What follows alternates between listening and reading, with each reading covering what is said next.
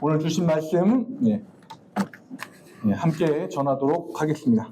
출애굽기 20장 15절로 17절까지의 말씀이고요. 여러분들 주보에 그리고 앞에 있는 화면에 준비되어 있으니까 보시고 세 절 다 같이 한 목소리로 읽겠습니다. 같이 읽겠습니다. 시작. 도둑질 하지 말라. 내 이웃에 대하여 거짓 증거하지 말라. 내 이웃의 집을 탐내지 말라. 내 이웃의 아내나 그의 남종이나 그의 여종이나 그의 낙이나 내 이웃의 소유를 탐내지 말라. 아멘. 오늘은 오피셜 프로미스 네 번째라는 제목으로 10계명, 8계명, 9계명, 10계명 이렇게 세 가지를 함께 말씀을 나누겠습니다. 지난 시간에 5번째, 6번째, 7번째 세 가지 계명을 함께 나눴습니다. 간단하게 정리를 해서 보여드리면 이렇습니다. 5번째 계명, 부모님을 공경하는 것은 생명의 근원인 하나님을 섬기는 것. 그리고 6번째 계명, 살인하지 말라는 것은 그냥 죽이지 않는 걸 넘어서서 살려내야 하는, 지금 죽어가고 있는 누군가를 살려내야 하는 것. 그리고 7계명, 간음하지 말라는 계명은 약속을 지키는 것, 그리고 사람을 수단으로 생각하지 않는 것, 요 계명이다라고 함께 말씀을 나눴습니다. 그리고 이 세 계명의 공통점은 바로 하나님이 주신 생명의 고귀함에 대한 계명이다라는 말씀을 여러분과 지난 시간에 함께 나눴습니다. 오늘은 10계명의 마지막 시간이 됩니다. 그리고 오늘 말씀을 나눌 때는 8번째, 9번째, 10번째 요 계명의 공통적인 부분을 먼저 말씀을 드리고 그 공통적인 것이 각각 세 계명에 어떻게 다른 모습으로 나타나는지 함께 살펴보면서 은혜를 나누겠습니다. 오늘 나눌 세 가지 계명의 공통점은 보여주시면 바로 사람의 욕망에 대한 계명입니다. 사람의 욕망이 세 가지 계명에 각각 다른 모습과 다른 형태로 나타나고 있는데요. 먼저 8번째 계명을 보겠습니다. 8계명 보면 도둑질하지 말라는 겁니다. 도둑질은 남의 물건을 훔치거나 빼앗는 행동을 가리키는데요. 이것은 욕망이 가장 1차원적으로 드러나는 가장 단순한 행동이에요. 내가 갖고 싶어. 그런데 그걸 그냥 가져가는 거예요. 허락이나 대가를 치르지 않고 남 몰래 그냥 내가 훔쳐서 가져가는 것. 욕망의 가장 1차원적인 단순한 표현입니다. 자, 욕망이라고 하는 것은 나쁜 걸까요? 좋은 걸까요? 질문을 드리는 겁니다. 잘 모르시는 것 같아서. 욕망이라고 하는 건 좋은 걸까요? 나쁜 걸까요? 이게 질문을 하면 사람들이 약간 그런 게 있어요. 정답을 맞춰야 된다는 강박감 때문에 쉽게 대답을 안 하고 정확하게 대답을 하지 않습니다. 근데 신앙인들은, 그리스도인들은 욕망이라고 하는 단어가 주는 약간 부정적인 느낌 때문에 나쁜 것이라고 판단을 합니다. 그래서 우리는 욕망에 대해서 좀 더 정확하게 정의를 내릴 필요가 있는데요. 욕망에는 크게 두 가지가 있습니다. 여기 아래 씌워져 있는데 선망이 있고 그리고 욕망이 있습니다. 선망은 부러워하면서 바라는 것. 그리고 욕망은 없는 걸 갖고자 바라는 마음이에요. 자, 요 두 가지의 차이점은 뭐냐면 선망은 똑같이 갖고 있는데 남이 갖고 있는 게 더 좋아 보여서 그걸 갖고 싶어 하는 거. 이게 선망이에요. 자, 예를 들어서 제가 오늘 아침에 지하철을 타고 여기 안산 중앙역까지 오는데 제 옆자리에 어떤 남자가 털썩 앉았는데 제가 그냥 흘낏 보고 다시 봤어요. 너무 잘생겼어요. 제가 남자를 이렇게 다시 돌아보게 될 줄 몰랐거든요. 근데 너무너무 잘생겼어요. 와, 이 사람 연예인 아닌가 싶을 정도로 옆에서 이렇게 딱 봤는데 너무 잘생긴 거예요. 그래서 제가 그 지하철 타면 앞 건너편 유리창에 자기 모습이 비쳐 보이잖아요. 그걸 너무 이렇게 보면 티나서 그걸로 이렇게 비춰봤는데 정면도 너무 잘생긴 거예요. 그래서 야, 진짜 잘생겼다. 그러고서 시선을 여기에서 이렇게 옮기니까 예, 오징어 한 마리가 앉아 있는 것 같아요. 저예요. 예. 똑같은 얼굴인데 너무 좋아하시네요. 네. 똑같은 얼굴인데 똑같은 얼굴 갖고 있어요. 눈 두 개, 코 하나, 입 하나. 아니 입 하나인데. 네. 입 하나. 근데 똑같이 갖고 있는데 그 사람은 너무 잘생긴 거예요. 자, 이걸 선망이라고 하면 그 사람은 너무 잘생겼어. 야, 연예인들 진짜 잘생겼다. 너무 얼굴도 작고 저 부러운 것만 얘기하는 거예요. 얼굴도 작고 야, 진짜 작다. 어떻게 저렇게 사람 얼굴 작을 수 있지? 이런 게 선망인 거예요. 자, 그런데 욕망은 없는 걸 갖고자 하는 마음이에요. 욕망은 나한테 없는 걸 갖고자 하는 마음이에요. 자, 핸드폰이 나도 있고 저 사람도 있고 근데 저 사람께 더 최신 거야.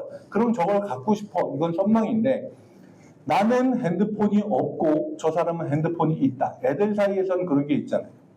그러면 나도 핸드폰 갖고 싶다. 저거 갖고 유튜브도 보고 게임도 하고 이렇게 하고 싶다. 요건 욕망이라고 부르는 겁니다.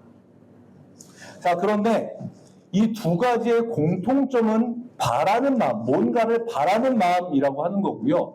이게 좋다, 나쁘다의 여부는요, 이게 어떻게 표현되는가에 따라서 선과 악이 달라져요. 욕망의 마음, 뭔가를 바라는 마음이 어떻게 표현되는가에 따라 선과 악이 달라지는 겁니다. 사실 욕구라고 하는 게 없으면 사람들은 살기가 힘들어요. 아주 간단하게 설명을 드릴게요. 우리가 배가 고프면 뭐를 느낍니까? 식욕을 느끼죠. 뭔가를 먹고자 하는 욕구가 있는 거예요. 이건 욕구예요. 내 속에 음식물이 없으니까 이걸 내가 갖고 먹고 싶은 거예요. 자, 만약에 사람에게 욕구가 없다. 그러면 어떻게 되겠어요? 그냥 안 먹어도 되는 거예요. 먹고자 하는 의지가 없고 그럼 사람은 살 수가 없겠죠. 그런데 욕구가 있기 때문에 사람이 음식을 먹고 사는 것처럼 욕구는 이렇게 발현이 되면 긍정적인 건데 문제는 여기에서 더 나가면 문제가 되는 거예요. 내가 이걸 남보다 많이 먹으려고 해. 혹은 남들이 안 먹는 뭔가 특별한 걸 내가 먹으려고 해. 라고 하는 욕망이 이게 발현이 되면은요, 그때부터 문제가 생기는 거예요. 똑같이 정해져 있는 음식을 누군가는 한 입을 이만큼 먹고 나머지 사람들이 그걸 나눠 먹어야 한다라고 했을 때 내가 남보다 더 많이 먹고자 했을 때 생기는 문제들이 있죠. 그리고 그런 것도 있잖아요. 전 뭐 여태까지 그런 걸 접해본 적이 없는데 샥스핀이라고 하는 이름도 어려운 요리가 있다면서요. 이게 뭐 상어 지느러미. 근데 그거 하는 거를 여러분들 나중에 뭐 유튜브 한번 찾아보시면 상어를 잡아요. 그래서 지느러미를 잘라내고 나머지 물에다 던져버리는 거예요. 그거 하나를 얻기 위해서 남들보다 특별한 걸 내가 먹고자 하는 욕망 때문에 하나의 생명이 그렇게 그냥 사라져버리는 거죠. 이스라엘이 종으로 있던 애굽에서 이 욕망이라고 하는 게 어떻게 드러났을까요? 그 사람들은 종으로 살았기 때문에 형편이 아마 넉넉하지 못했을 겁니다. 어른들이 옛날 이야기를 하실 때 그렇게 이야기를 하세요. 옛날에는 어렵고 힘들게 살았어도 그래도 서로 다 같이 어려우니까 좀 돌보고 나눠주고 하는 좀 풍족한 마음이 있었다라고 이야기합니다. 저 역시 그런 점을 느끼고 살았던 사람 중에 하나고요. 근데 이스라엘이 종이 되었던 애굽의 상황도 마찬가지였을까요? 근데 저는 그렇지 않다고 봅니다. 왜냐하면 똑같이 다들 어려운 건 마찬가지인데 그들 중에 그들을 압박하는 애굽이라는 존재가 있었잖아요. 그러면 상황이 달라집니다. 여성분들이 별로 선호하시지 않는 군대 이야기를 죄송한 마음으로 예를 들도록 하겠습니다. 저예요. 아닌 것 같으시죠? 네. 우선 얼굴이 하얘니까요. 네. 햇빛을 많이 받아서 그렇고요. 네. 많이 날씬했을 때입니다. 제가 입대할 때 104kg. 네. 저 사진을 찍을 때가 74kg였으니까요. 초등학생 하나를 낳고 나서 찍은 사진이니까 네. 이 정도 될 겁니다. 제가 군대에서 훈련을 이제 7주를 받았거든요. 처음에 들어가서 훈련 받는 기간이 7주였어요. 근데 구정 명절이 중간에 껴가지고 8주 동안 받았어요. 그러면서 같이 들어간 동기들이랑 엄청 끈끈했어요. 엄청 끈끈하게 지냈어요. 생판 모르고 다 같이 고생하고 막 서로 막 땅바닥 흙바닥에 기면서 기합 받으면서 서로 엄청 친해지고, 야 진짜 우리 우리 사회 나가서도 서로 연락을 하고 지내자. 막 그때부터 막 서로 막 사회 나갈 생각이나 하고 그러고 있었는데, 그 끈끈함이 와장창 깨지는 순간이 딱 한순간이 있어요. 언제냐면요, 옆에 있는 말 그대로 나라에서 나눠준 물품이 잘 있는지 확인하는 시간이에요. 그런데 사람 많은 데서는 이상한 게 없어져요. 속옷이잖아요. 남이 입던 거 안 입을 것 같잖아요. 없어져요. 거기에 이름을 이만하게 써요. 엉덩이 있는 데다가 이름을 이렇게 썼는데도 없어져요. 그런데 이거를 검사를 해서 개수가 모자라잖아요. 그러면 그 사람은 끌려나가서 그날 밤에 엄청 혼나는 거예요. 그 시간이 점점 다가오고요. 그때부터 끈끈했던 동기들 사이에 서로 눈치를 보기 시작을 해요. 누가 모자라고, 누가 여유 있고, 그러면 여유 있는 친구들이 자리를 비웠을 때 그 자리에 가서 하나씩 집어오는 거예요. 서로 어렵고 힘들고 서로 뭉쳐서 야 우리끼리 잘할 수 있어 하다가 그들을 압박하는 존재가 나타나면요, 그때부터는 동지가 아니라 경쟁자가 되는 거예요. 이스라엘도 마찬가지였을 거예요. 다 같이 어려운 상황에서 그 상황에서 서로 의지하면서 잘 지낼 수 있었겠죠. 애굽만 없었으면. 그런데 애굽이 나타나서, 정확히 얘기하자면 애굽이 그들의 주인으로 올라서서 그들을 압박하고, 그 사람들이 서로 얼마만큼의 성과를 냈느냐에 따라 먹을 걸 다르게 나눠주고 차등이 생기는 그 순간부터 옆에 있는 사람은 경쟁자가 되는 거예요. 옆 사람이 가지고 있는 물건, 내가 갖고 싶어요. 나에겐 없어요. 욕망이죠. 이걸 가장 손쉽게 채울 수 있는 방법이 뭘까요? 도둑질인 거예요. 보여주세요. 네. 남의 물건이나 재산을 정당한 대가를 치르지 않고 훔치거나 빼앗는 행위. 도둑질의 정의를 우리가 이렇게 한다라고 하면 우리 삶의 너무 많은 부분에 적용이 됩니다. 빌리고 갚기로 되어 있는 때가 지나도록 갚지 않고 부당한 이익을 취하고 있는 거, 정당한 대가를 치르지 않고 사랑을 부리는 거, 남들이 다 그렇게 한다고 당연한 일이 되지 않죠. 군대에서 보급품 검사를 할 때 저는 어떻게 했을까요? 목사인데, 신학생인데 어떻게 했을까요? 정말 부끄러운 얘기인데요.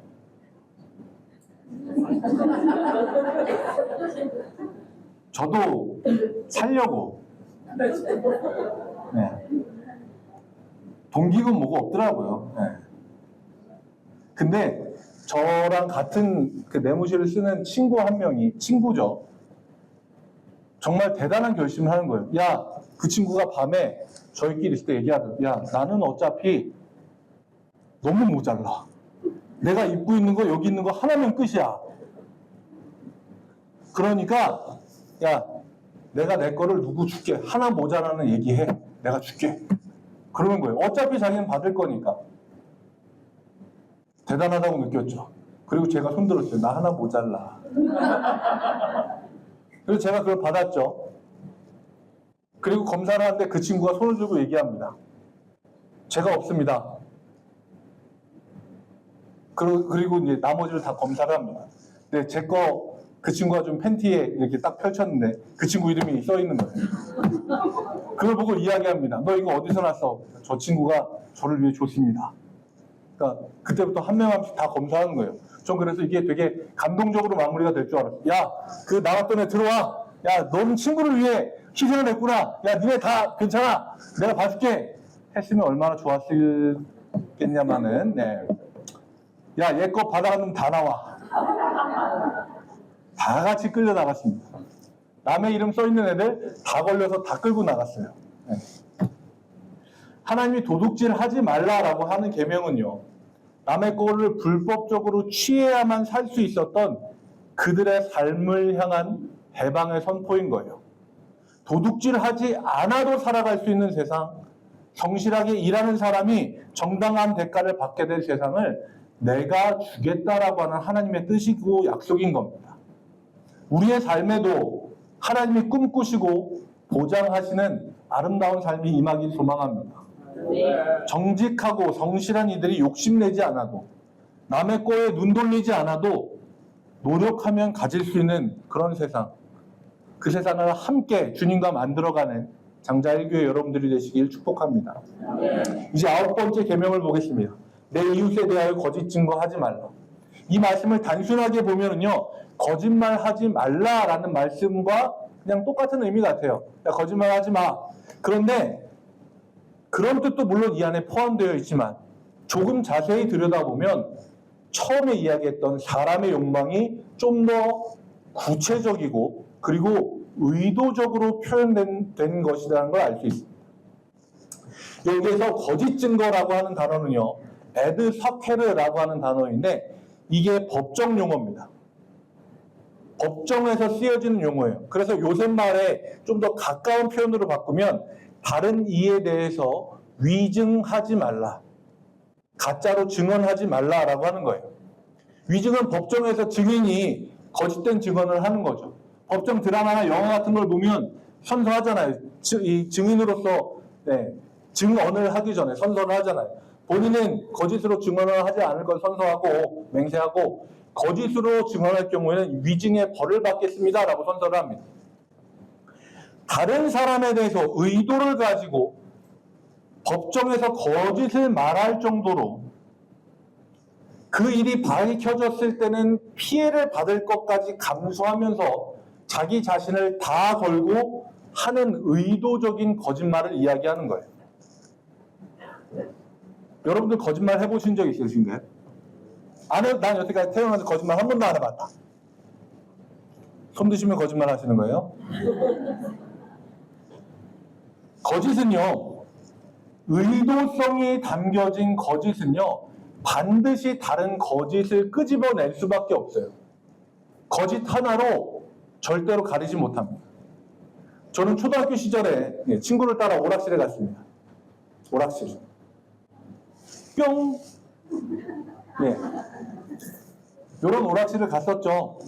지금은 그런 게 하나도 문제가 되지 않지만 그때는 오락실 가면 학교 선생님이 뭐 오락실 좀 돌아다니시기도 하고 귀 잡고 끌고 나오고 혼나고 막 이름 쓰고 그랬던 때입니다. 처음엔 친구를 따라서 갔습니다. 동전도 없어서 친구가 빌려줘서 그거 가지고 막 되는 대로 막 눌러보고 하다 보니까 재밌더라고요. 그리고 집에 갔습니다. 평소보다 좀 늦었죠. 어머니가 물어보셨어요. 오늘 좀 늦었네. 그때부터 심장이 막 쿵쾅 어떻게 얘기를 해야 되나 두근두근 대면서 얘기했습니다. 친구랑 놀러 왔어요. 그래? 어디서? 누구랑 놀았어? 그냥 자연스러운 질문인데 왠지 나를 의심하고 추궁하는 것 같은. 그래서 일부러 교회 친구 이름을 대고 걔랑 학교 운동장에서 놀았어요. 뭐하고 놀았어? 저 배고파요. 밥 먹을래요. 그러면서 잘 지나왔다고 생각을 했습니다. 그 다음번에도 친구랑 같이 갔고요. 또 놀고 물어보시니까 이야기를 똑같이 했습니다. 그런데 놀랍게도 제 마음에 평화가 찾아왔어요. 떨리지 않고 두렵지 않습니다. 가슴이 더 이상 쿵쾅대지 않아요. 여러 번 반복하다 보니까 저도 친구한테 맨날 동전 얻어서 하기가 미안해서 핀셋으로 저금통 안에 있는 1,000원짜리를 끄집어내기 시작합니다. 가서 동전을 바꾸고 친구랑 같이 또 게임을 합니다. 이렇게 한 일주일인가 열심히 다녔어요. 그리고 나서 운명의 그날이 왔습니다.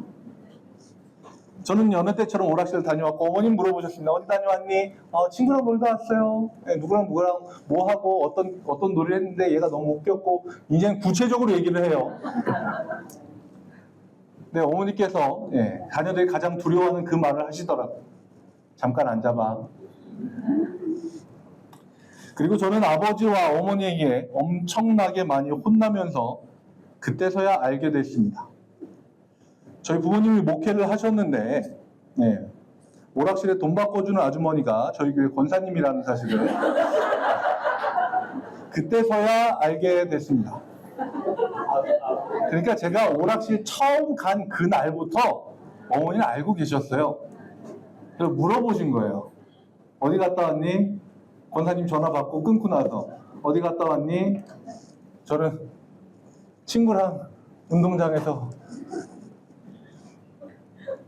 어머니 계속 기회를 주신 거예요. 스스로 얘기하라고. 일주일을 계속해서 어디 갔다 왔니? 어디 갔다 왔니? 지금 생각해보면 저희 어머니도 좀 무서우신 분인 것 같아요. 일주일 내내 예. 알면서도 계속 똑같은 질문을. 예. 근데 저는 거짓말에 거짓말을 하면서 거짓으로 계속 그걸 가리려고 했던 거예요. 의도된 거짓은요, 거짓임을 알면서도 의도성을 가지고 행하는 거짓은요, 계속해서 거짓을 낳기에 그 죄가 큽니다. 그리고 그 의도된 거짓으로 누군가에게 피해를 입히고 나에게 가져오는 이익은요, 그건 득이 아니라 독이 되는 겁니다.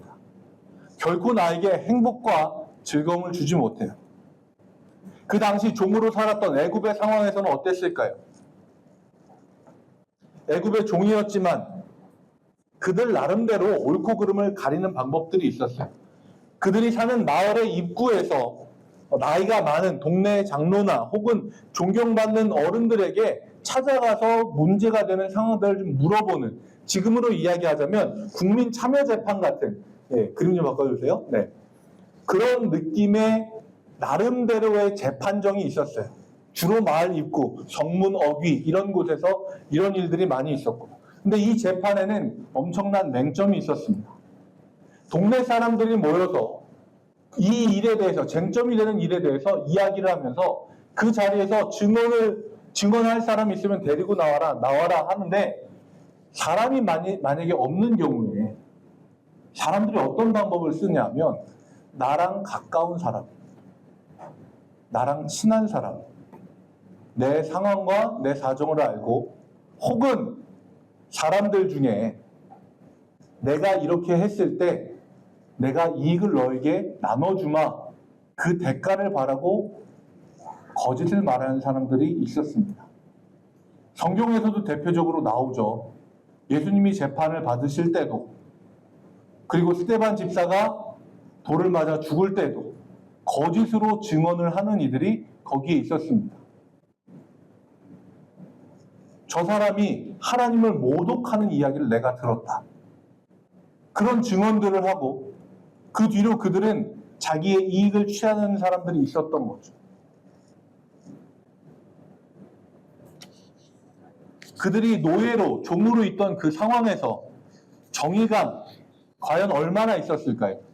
저는 종이랑 노예라고 하는 상황 자체를 무시해서 하는 이야기가 아니라, 그들에게 있어서 정의감이라고 하는 건 그들의 삶과 좀 먼 이야기예요. 왜냐하면 그들이 종으로 살아가는 것 자체가 정의라고 하는 것과 거리가 멀잖아요. 사람이 다른 사람을 폭력으로 제압하고 그들로 하여금 일을 강제적으로 하게 하는 그런 불합리한 상황에서 그들도 내가 못하러 정의롭게 지내 라고 하는 생각이 그들 가운데 굉장히 많았을 겁니다.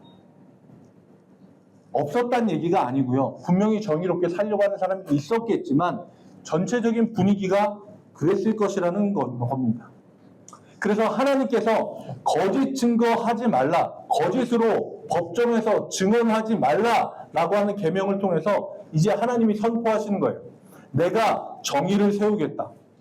거짓으로 증거하는 일들을 금지하고 온전한 하나님의 정의, 억울하게 거짓으로 피해를 보는 사람들이 생겨나지 않도록, 남을 속이고 이익을 취하는 자들을 더 이상 가만두지 않을 것이라고 하는 하나님의 정의의 선언이 바로 9번째 거짓 증거하지 말라는 계명입니다. 하나님은 정의의 하나님이세요. 불의한 일로 눈물을 흘리는 이들을 외면하지 않으십니다. 굽은 것을 곧게 하고 눈물로 울부짖는 이들을 외면하시지 않는 정의의 하나님입니다. 그 정의의 하나님이 지금 우리의 삶에도 역사하여 주셔서 거짓을 몰아내고 정의가 살아있는 은혜를 누리는 장자일교회 여러분들이 되시길 축복합니다. 이제 마지막 10계명, 10번째 계명을 보겠습니다. 출애굽기 20장 17절 말씀이고요. 여기 보면 내 이웃의 집을 탐내지 말라. 내 이웃의 아내나 남종이나 여종이나 소나 낙이나 이웃의 소유를 탐내지 말라라고 합니다. 자, 9번째, 8번째, 9번째에 비해서 굉장히 긴 계명인데요. 이 계명을 8번째, 9번째처럼 도둑질하지 말라, 거짓 증거하지 말라, 이런 간단한 것처럼 딱 압축해서 간단한 계명으로 만들면 뭐가 될까요? 바로 탐심을 품지 말라는 계명입니다. 근데 여기에는 종류들이 되게 많이 나와요. 집, 아내, 남종, 여종, 소, 낙이, 소유 여러 가지가 나와요. 이걸 통해서 우리가 알 수 있는 게 있어요. 우리의 탐심은요, 탐심이라고 하는 건 비교와 매개체를 통해서 자라나요. 말이 좀 어렵죠. 쉽게 이야기하면 남이 갖고 있는 물건을 보고 그것과 나를 비교하면서 탐심이 생겨나고 커지는 거예요. 다른 누구의 소유가 아닌 이웃, 나와 가까운 사람을 보면서 우리는 생각하는 겁니다. 저 사람이 가지고 있는 걸 보는 거예요. 야, 저 사람 저렇게 훌륭한 배우자가 있어? 이야, 저 사람 생각보다 능력자네. 야, 저 사람이 저런 것들을 가지고 살아? 저 사람 생각보다 집에 여유가 좀 있는 것 같은데? 그러면서 한켠에 어떤 생각이 드냐면, 저 사람은 가지고 있는데 왜 나에겐 없지? 그리고 여기에 그 탐심이 투영되는 매개체가 있습니다. 집, 배우자, 남종, 여종, 소, 낙이, 그 사람의 소유. 지금으로 치자면 집, 차, 자녀, 뭐 주식, 코인 뭐 그런 게 있을까요? 그런데 여기서 우리가 중요하게 봐야 되는 건 뭐냐면 우리의 마음이 뭘 보고 마음이 흔들리는가 하는 겁니다. 화면을 잠깐 봐주시면요. 이 사람이 메슬로우라고 하는 사람인데요. 이 사람이 5단계 욕구이론이라고 하는 걸 만든 사람으로 되게 유명한데 여기에서 이야기하는 가장 큰 건 뭐냐면 행동의 원동력은 결핍된 것을 채우려고 하는 욕구다라고 하는 거예요. 결핍되어 있는 걸 채우려고 하는 마음이 욕구인 거예요. 아까 식욕을 얘기한 것처럼 결핍되어 있는 거. 내 속에 음식이 없어. 내가 배가 고파. 이걸 느끼면 이걸 채우려고 내가 움직이는 거예요. 그래서 욕구라고 하는 게 내 행동의 원동력이 된다라고 하는 겁니다. 자, 이웃이 가지고 있는 무언가를 보고 우리의 마음이 흔들리고 움직이는 걸 잘 살펴보면은요. 그 물건이나 그 사람이 갖고 있는 게 나에게 없거나 모자란 경우일 수 있습니다. 근데 이 말을 잘 살펴보면은요. 이웃의 것을 보기 전까지는요. 우리는 그게 나에게 있는지 없는지 몰랐거나 아니면 있더라도 그거에 충분히 만족하면서 살았을 가능성이 있습니다. 핸드폰 이야기했는데 제가 핸드폰을 가지고 있어요. 자, 저 사람도 가지고 있어요. 자, 내가 내 핸드폰 쓸 때 아무 문제가 없어요. 잘 씁니다. 그런데 막 최신폰 엄청 얇고 막 불이 번쩍번쩍 나고 막 전원이 막 빵빵 잘 터지고 막 그런 걸 보면서 내게 상대적으로 뭔가 부족하다라고 느끼는 거죠. 어렵게 얘기했지만 탐심이라고 하는 건요. 만족하지 못하는 마음에서 나오고 남과 비교를 하면서 그게 더 커지는 겁니다. 비교에 대한 명언들이 있어요. 보여주세요. 루즈벨트 대통령 되게 루즈하게 사는 것 같지만 벨트를 단단히 조여매신 이 대통령이 이야기하는 겁니다. 비교는 기쁨의 도둑이다. 비교하면 기쁨은 사라지고 없다라는 거예요. 그리고 이제 밑에 있는 이 아멜리아 에어하트라고 하는 분 누구냐면 남자들의 전유물로 여겨졌던 비행사라고 하는 곳에 여성으로 처음으로 들어가서 여성 최초로 대서양을 비행기로 횡단한 정말 대단한 인물이에요. 이 사람이 남긴 말인데 비교는 자신의 특별함을 잊게 만든다. 배경을 알고 나니까 더 크게 다가오는 것 같죠. 수없이 많은 남자들과 자기를 비교하면서 자기의 특별함을 자기가 잊어버리지 않고 자기가 가지고 있는 장점을 갖고 엄청난 일을 이루어낸 사람이죠. 유명한 사람들의 얘기를 했지만 사실 우리는 스스로 잘 알고 있습니다. 비교하는 마음에는요, 평화가 없고 비교하는 순간부터 우리 마음속에 감사는 사라집니다. 하나님이 우리에게 베푸신 것, 지금 우리가 가지고 있는 것에 감사하고 자족하는 게 아니라 자꾸 비교하면서 스스로 가진 것이 없는 자로 만드는 것. 그것이 탐심입니다. 그리고 이 탐심에 대해서 골로새서 3장 5절에서는요. 이렇게 놀라운 이야기를 들려줍니다. 그러므로 땅에 있는 지체를 죽이라. 곧 음란과 부정과 사욕과 악한 정욕과 탐심이니, 탐심은 뭐라고요? 우상숭배입니다. 제가 말씀을 준비하면서 지난 시간에 간음과 우상숭배가 본질적으로 똑같다 그랬잖아요. 그런데 오늘 말씀에 골로새서에서 이렇게 얘기하는 거예요. 탐심과 우상숭배가 근본적으로 똑같다는 거예요. 간음은 약속을 저버리는 것에 대해서 근본적으로 이 간음하고 똑같고요. 우상숭배랑 똑같고요. 다시 이야기할게요. 제가 좀 버벅거려서. 간음이라고 하는 거는 약속을 저버린다라고 하는 데서 우상숭배랑 똑같은데, 탐심이 우상숭배랑 똑같은 건 뭐냐면 하나님 한 분으로 만족하지 않기 때문에 우상숭배랑 똑같은 거예요. 우리는요, 하나님 한 분이면 충분합니다. 하나님 한 분이면 만족합니다. 하나님 한 분이면 우리는 전부를 가진 것과 같습니다. 그런데 탐심은 하나님 한 분으로 만족하지 못하게 하는 거예요. 우스갯소리로 그런 이야기 하잖아요. 옛날 어르신이 그런 얘기 하실 때가 있어요. 저도 이게 경도당 가서 어르신들이랑 얘기를 하다 보면, 목사님이죠? 네. 나는 이것저것 다 믿어요. 네, 그러시군요. 왜 이것저것 다 믿으세요? 뭐라도 하나 걸리겠지. 그래서 뭐 불교도 믿었다가, 네, 기독교도 믿었다가, 정당도 가셨다가, 뭐 이상한 데도 가셨다가, 오라는 데는 다 간다고 하시더라고요. 탐심은요, 우상숭배랑 근본적으로 같습니다. 하나님 한 분으로 만족해야 되는 거예요. 네. 오늘 말씀을 정리하겠습니다. 8번째 계명, 도둑질을 하지 말라. 9번째, 거짓 증거하지 말라. 10번째, 탐심을 버리라. 제 계명 모두 다 사람의 욕심, 탐심에 대한 말씀입니다. 탐심의 세계에서는요, 감사란 찾아볼 수 없습니다.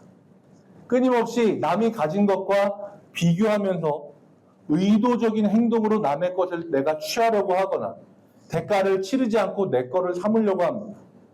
하나님의 8번째, 9번째, 10번째 계명은요, 그런 탐심의 세계로부터 너희를 해방하겠다라는 하나님의 다짐이자 선언입니다. 하나님 한 분으로 만족하는 삶, 하나님 한 분으로 자족하는 삶, 하나님 한 분이 내 주인이 되셔서 내가 가치 있다 여기던 것들을 다 내려놓고 버리더라도 기쁨과 감사가 넘치는 삶. 하나님은 우리에게, 이스라엘 민족에게 그런 삶을 주시길 원하시는 겁니다. 우리가 4주간에 걸쳐서 살펴본 10가지 계명을 통해 하나님과 이스라엘은 공식적인 약속을 체결했습니다. 이 계명, 10가지 계명은요, 지구 반대편 이스라엘에서 있었던 전설 같은 이야기가 아니라 지금도 하나님과 하나님의 백성인 우리 사이에 여전히 유효한 약속입니다. 그 말씀을 기억하시고 약속은 해가 되더라도 지키시는 하나님을 신뢰하며 하나님만을 섬기겠다는 영원한 약속으로, 그 약속으로 맺어진 주님의 백성으로 하나님과의 약속을 저버리지 않는 든든한 첫째 장자 1교회 여러분들이 되시길 주님의 이름으로 축복합니다. 함께 찬양하고 기도하겠습니다.